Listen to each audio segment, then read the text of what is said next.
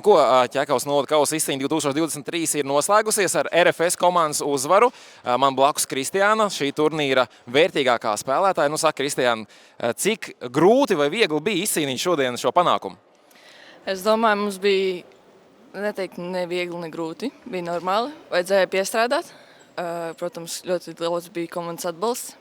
Mēs vispār gatavojāmies uz uzvaru, bet ne tik ļoti. Un tad saņēmāmies un sanāca viss, kā gribējām. Nu, to varēja redzēt, emocijas bija un kārtīgs atbalsts arī no soliņa. Saka, lūdzu, kā tu vērtē savu sniegumu šodien? Es teiktu, ka bija labi. Man patika, bet varēja vēl. Nu, vienmēr var labāk, kā saka, vai ne? Jūs piedalījāties pirmoreiz mūsu turnīrā. Kādas vispārīgi tās sajūtas un kā patika šodien šeit pie mums Ķekavā? Ļoti patika, ļoti liels emociju lādiņš. Viss ļoti ideāli patika.